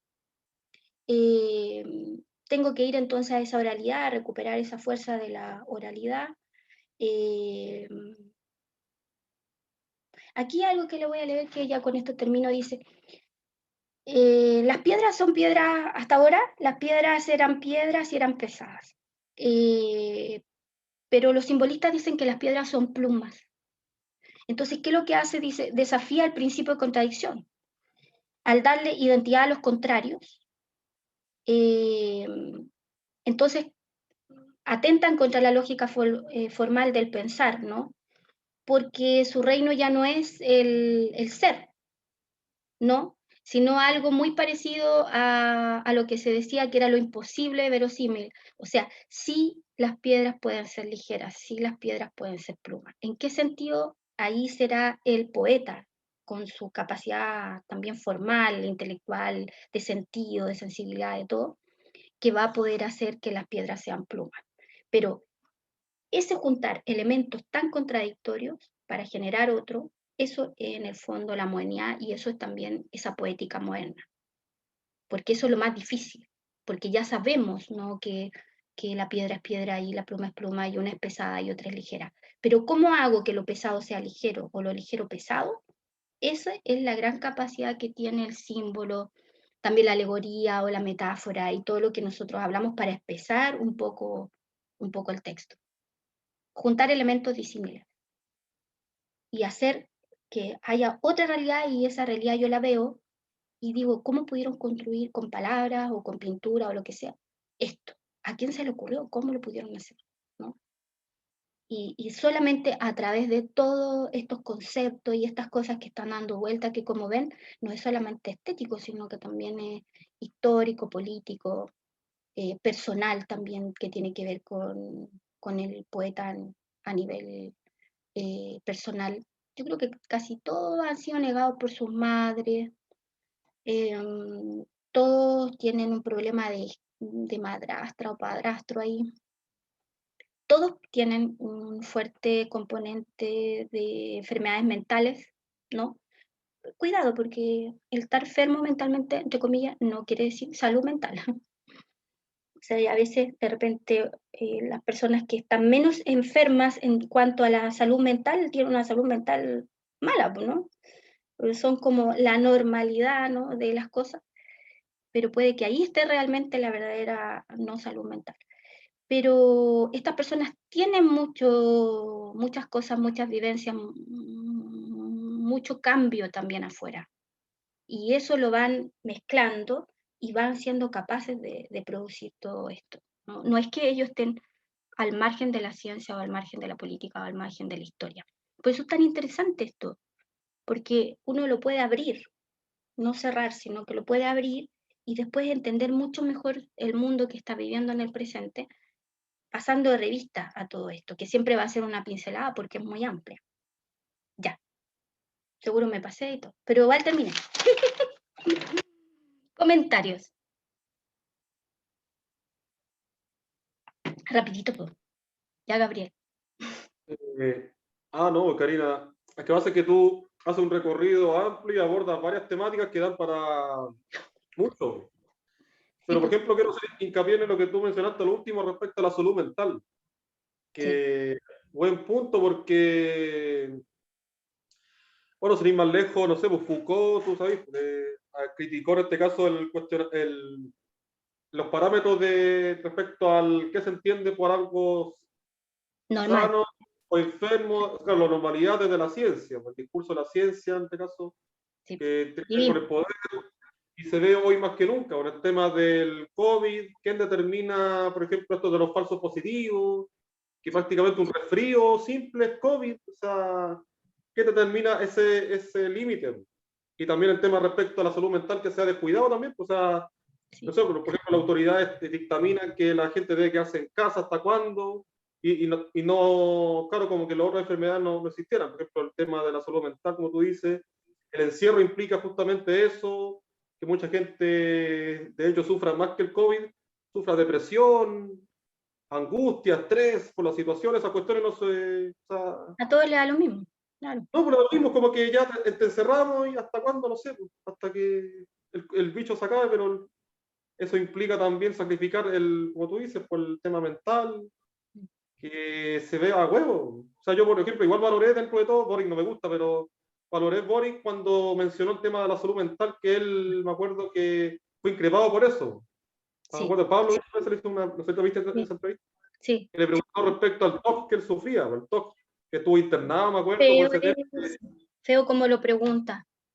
Igual positivo, o sea, si bien no comulgo con Boric, pero positivo que haya hecho hincapié en ese tema tan poco profundizado, que se mira muy a huevo, creo yo. Sí, No, y sabe, yo lo dije en relación a eso, porque y ocupé las mismas palabras un poco del tipo de psiquiatría que salió a hablar de ese punto que tú dices, porque el periodista asume que la persona que estuvo enferma mentalmente no puede ser presidente de la República. claro, sí, justamente. ¿Entiendes? Entonces él homologa enfermedad mental a salud mental. Y el tipo... Que el Piñera no estuviera enfermo, oye, el Claro, Piñera y es más qué enfermo de todo. medida, claro, que quién establece eso. Ahí Boric me ganó simpatía dentro de todo. Claro. Porque dice quién establece quién es apto o no apto, si todo en cierta medida es un continuo, pero no es que uno sea sano, enfermo, hay un continuo. Pero a la vez tenemos... el presidente de psiquiatría o el que dirige ahí salió diciendo de que hay una homologación entre enfermedad mental y salud mental y lo explica. Entonces también es interesante porque pone el planteo, o sea, el planteo de cuáles son los criterios de normalidad, que tú puedes estar enfermo mentalmente, pero eso no te inhabilita para este tipo de cosas, como dio a entender el periodista, y eso habla muy mal también del periodista, de su ignorancia a estos temas. Entonces eso me molestó, porque al Claro, final...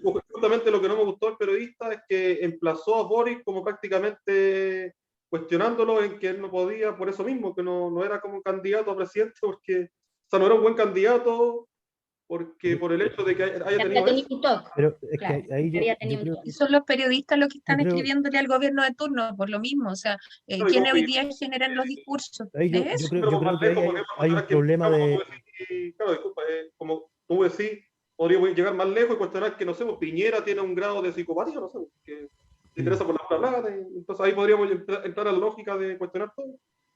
O sea, yo creo que lo terrible es que ese mismo periodista, si hubiesen necesitado subir la figura de Boric, le hubiese hecho otro tipo de pregunta. O la misma pregunta, pero en positivo. De otra manera. Entonces, yo cacho que tiene mucho que ver con esto de crear estas realidades.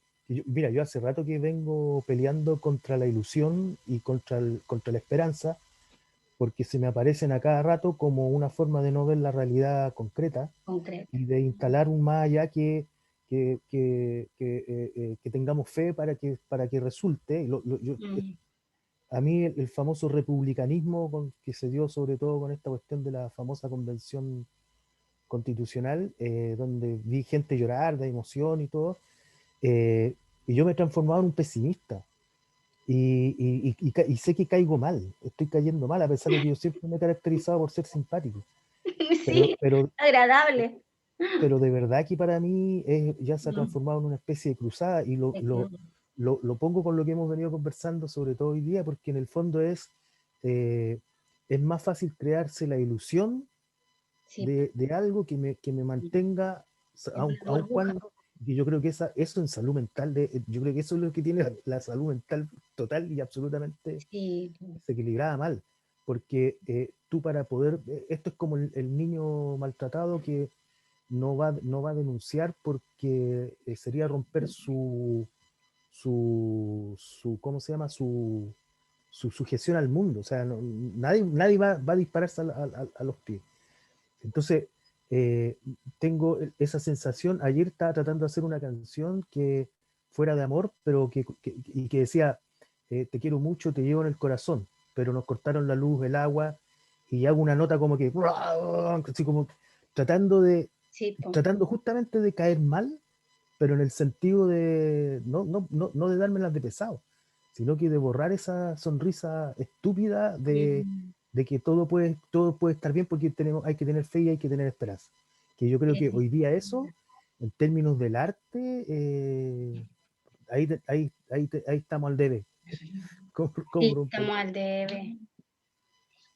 Ya. No, estamos al debe. Yo me acuerdo de ese Había Esperanza, ¿te acuerdas?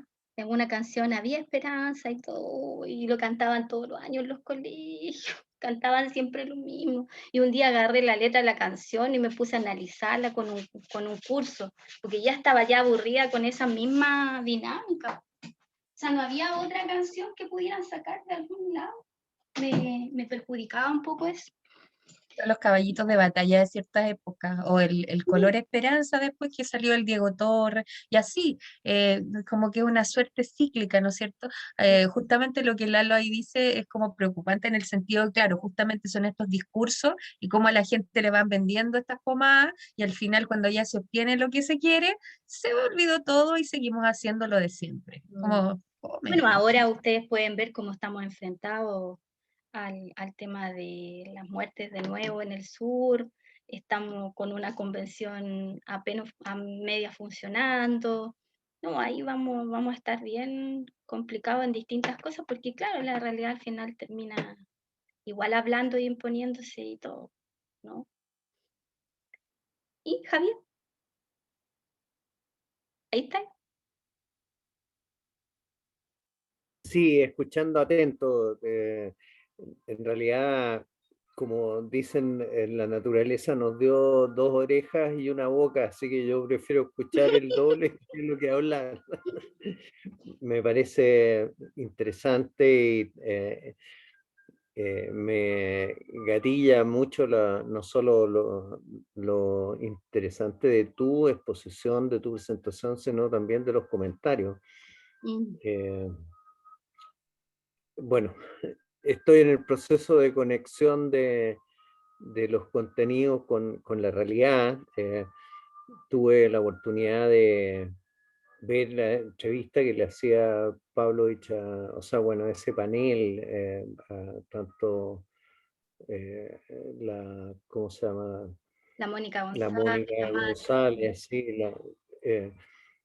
y bueno, en la lógica de de la audiencia o de la supuesta audiencia, cuando Pavlovich le hace esa pregunta, yo pensé, chucha, lo cagó, porque claro, justamente lo que decía Lalo está en el supuesto que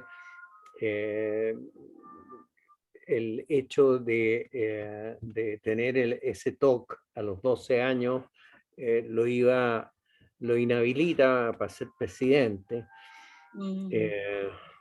Bueno, pienso que contesta con tremenda honestidad Boric. Yo le encuentro esa condición, que es no solo muy espontáneo y rápido, se nota que él no calcula ni evalúa,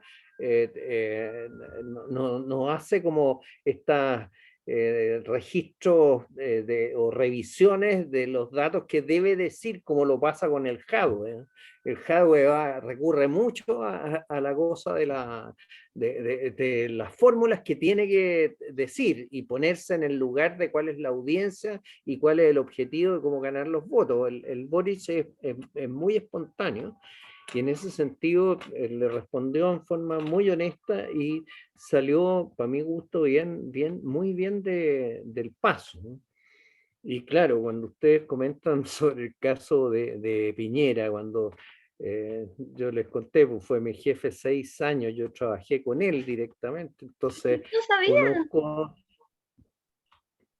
claro, yo era el gerente comercial de Bancar cuando metimos las tarjetas de crédito en Chile. Bueno.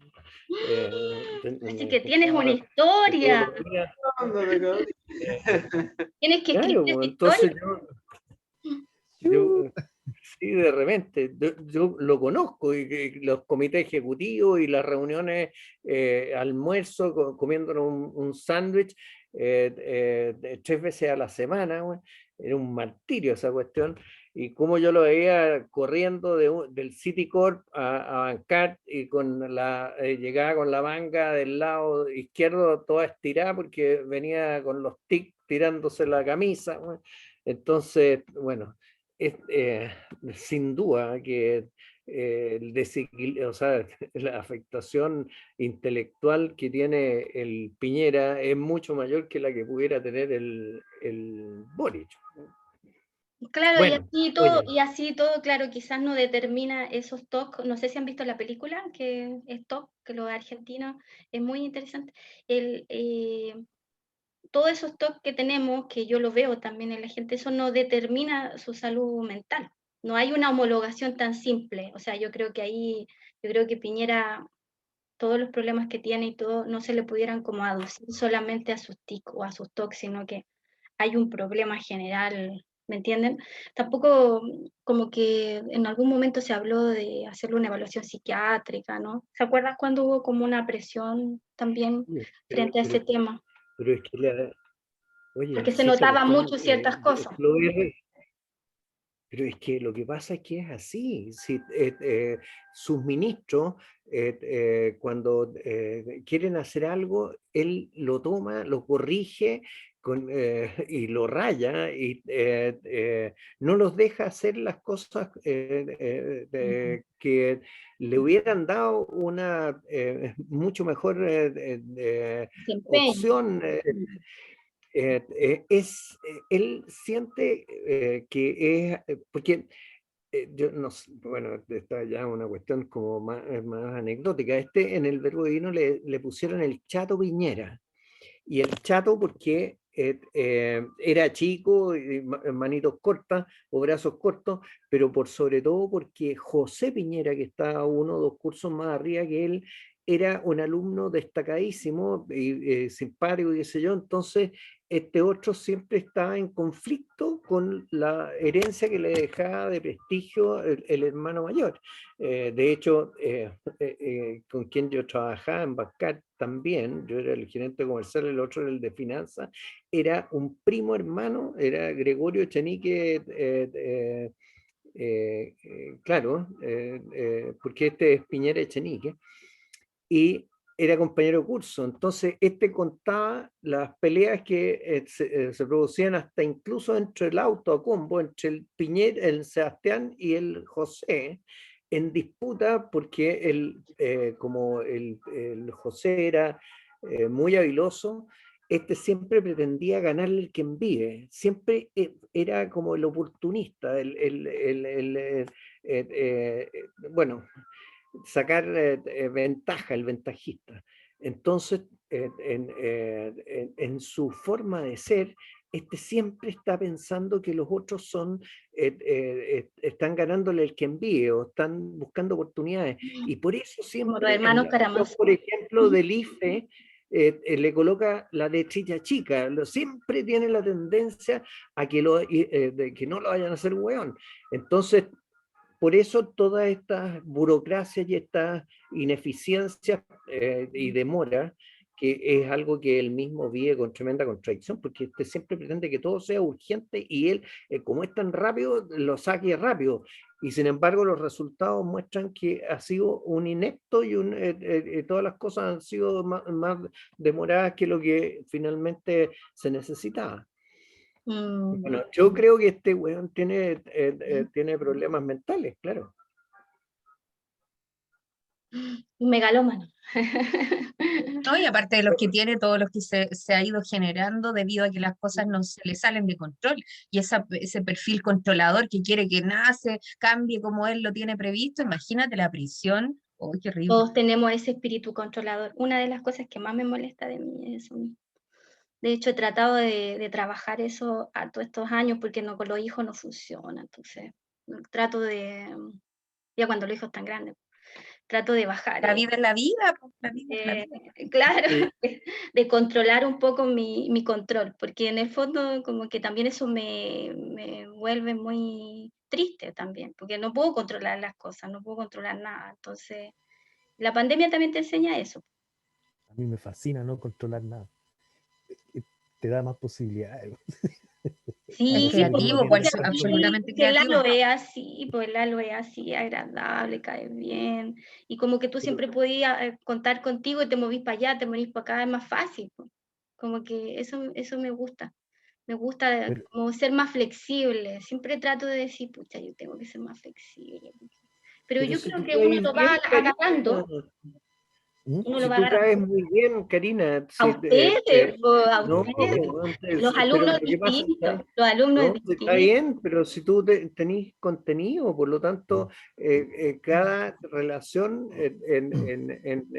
digamos, en que tú estás, tú aportas. Entonces, ese Sí. valor a mí me gatilla muchos espacios de creación, muchos aciertos Eso me y salva un poco. contradicciones, pero eso es fantástico. O sea, Sí, eso ¿cómo por eso mido? me trato todo el mundo, pero igual me trae, yo hiero muchas susceptibilidades, porque como siempre estoy dispuesta a decir lo que pienso, entonces eso la gente te dice, pero ¿para qué lo dices? Pero está Muchos bien. amigos dicen, pero ¿para qué lo dices? Pero es que justamente Yo trato creo de no que decirlo, pero Se ha ganado cuántos amigos en el medio literario diciendo lo que piensa. todo. Karina, yo creo que es la más querida, por decir lo que piensa. No, pero Claro, Oye, él está positivo. sabe, ¿viste? Él sabe, y lo loco que las personas que están al lado mío pagan por eso, o sea, tú tenés que estar con ellos o con uno, como que te hacen oye, yo soy economista y entiendo lo que es valor agregado. Tú, tanto en lo que pueda tener afinidad como lo que pueda generar disensión, anticuerpos, dicen, anticuerpos. anticuerpos, tú estás creando valor. Tú le Si fuera estás por haciendo a esa persona, fíjate que yo cuando hacía clases lo único que pensaba era, y les decía a mis alumnos, a mí lo que me vale es que cuando ustedes salgan de esta sala, tengan algo más de lo que entraron. O sea, ustedes valgan más como personas, como profesionales, un delta chico, lo que sea, pero ustedes después de mi clase valgan más. Después de una conversa contigo, de un contacto contigo, todas las personas con afinidad tuya o no, valen más. Ojalá que no me quieran eliminar, pero de repente te tiran a eliminar. Bueno, pero es que hay gente que no Bueno, pero si entiende uno las era eliminable. lógicas, po. Viven en guerra, oye, me pasa, yo este semestre para mí ha sido así, soy la odiada. También, pues, pero ya hay, y que no quiere jugar, entonces no juguemos, y ahí imagínate, te sales de ese rol ¿Y qué pasa con el otro también? Se le acabó la historia, po. Hay gente que vive como en esa mentalidad en guerra, que te quieren eliminar, que quieren sacar, Claro. que quieren nublarte, que quieren anularte. Ya, pues, a ver, hágalo. Yo me puse ahí, ya, hágalo, anúleme. Oh, pero se les vino al mundo abajo. Y claro, porque uno también entrega una cosa, pero que las otras personas que viven en esa lógica son tan orgullosas que nunca van a considerar que alguien distinto a ellos puede hacer un aporte. Sí, pues, sí, pues. Sí, po. No, y eso vale para Así uno que, también. O sea, ah, igual uno aprende así. Cariño, lo que pasa es que siento que es una época paradójica porque dentro, ahora que tanto se enarbola el tema del progresismo, de la diversidad cultural, pero hoy más que nunca reina el tema de la censura, de las cancelaciones, eso, como, Del punitivismo, sí, claro, Sí, es la es verdad. como paradójico. superficialidad en torno a eso. Claro, Sí. de hecho, tú, por ejemplo, Karina, has vivido en carne propia, por ejemplo, y eso que tú Es disientes de verdad, a ciertas mí no me invitan a leer, es verdad. Ha generado una sensación, porque como yo he funado varias ferias, entonces ellos tienen la idea de que yo voy a funar todas las cosas, como si pero fuera tan yo creo fácil, que y no es son fácil. cosas que dentro de todo igual se pueden razonar, discutir, pues, y nada que ver que te cancelen por eso. No, pues no. O sea, yo al menos lo encuentro paradójico, no sé. Sí, pero tienes razón, es una época que enarbola un discurso, pero que es súper homogénea y como que Claro, o sea, tanto que sé de muy, la diversidad cultural, muy de normalidad, sí. Y a mí me molesta eso, o sea, como A que mí- todos hablan del pluralismo, pero nadie al final es, somos maneja es la iguales. como, libertad de expresión. es como le esto de la posmodernidad, como que las cosas no necesariamente tienen que tener coherencia entre el fondo y la forma.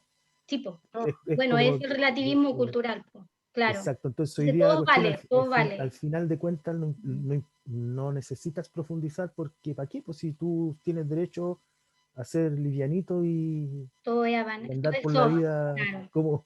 Entonces, por tanto, todo molesta y Mm, basta con simplemente aparecer, casi como una imagen, ¿no? sí, No, yo estoy chato de la superficialidad, de verdad. sí, yo No, no, también. o sea, a ver, cuidado, tampoco es que haya que transformarse en alguien grave, No, pero pero yo pensaba este curso un poco por eso, pensaba yo que faltaban cosas teóricas, también pensaba yo que todo, no, claro, no se trata de ser tan grave y todo eso, pero sí es un juego serio esta cuestión y igual hay que pensar, po. Entonces no es como llegar así, escribir tampoco. Y entonces como que pensaba que sí falta profundidad y creo en esa banalidad profunda, o sea, en ese oxímoron como que hay una banalidad, pero es profunda, sí, esa cuestión también me carga, no me gusta. Así que bueno, eso. Bueno, mire, igual pasamos estos 4 meses y ya estamos listos dentro de todo para entrar en agosto ya al siglo XX. Entonces, igual estas cosas se van a ir visitando, haciendo los nexos, pues. Y bueno, va a empezar ya para agosto. Sí, pues tu siglo favorito. Claro, y claro, entre comillas, nuestro siglo, y como que para otro el siglo pasado, uy, qué locura, ya, una locura eso. Pero ahí en la clase del 4 del 5 no me acuerdo cuándo es, el 5 de agosto creo, o el 4 creo, de agosto, ahí ojalá pudiéramos hacer también una evaluación y todo, y en este tiempo a mí me gustaría sustentar algunas lecturas, algunas cosas, o si les interesa algo me la piden, para que nos vamos perdiendo la continuidad y dentro de ese grupo que tenemos en WhatsApp. Pero espero que le haya gustado esta 4 de parte del agosto. año, 4 de agosto, ¿ya? Así que Sí. ahí nos encontramos de nuevo. Ya, pues, que lo pasen bien estas dos. Se va a extrañar igual estas sesiones, Lucas. Se va a extrañar. Ay, sí, pues, a mí me gustan porque Cuando llegue el vamos miércoles voy a estar conversando ahí, muchas mucho, cosas. son las 7, no. mira, para que no extrañemos tanto, la Karina nos podría mandar los enlaces para que nos pongamos al día de las clases que faltan. Ah, de Oye, veras, sí, me falta la son las anterior 7. tuya. Eso. La anterior tuya, sí, lo tengo presente, te lo voy a mandar. Y, Si a mí se me y olvida, esta me vas también, diciendo, porque me perdí la primera parte, me te quedé perdiste dormida. la primera parte. Sorry. Ya, pues. Sorry. No, mándala, Pero ya no podía más. Y estoy mandando como todo a todos. Y así para Sí, que mejor. igual si lo escuchan, Revisemos. y a quién le... Todos porque los se me enlaces olvida. grabados, sí, vale, Sí, vale. se me olvida, ¿ya? Oye, que estén súper bien, pásenlo Tú bien, también. estén bien. Lean algo. Por Así que les supuesto. mando algunas cosas, que estén Algo bien. por Chao, chao. placer. Sí, por Que estén Buenas bien. vacaciones. Chao, Chao. chao. Buenas vacaciones. Chao, Sí, chao. sí, vacaciones. Ya, que estén bien. Chao, Súper. chao. Chao. Chao, chao. Chao.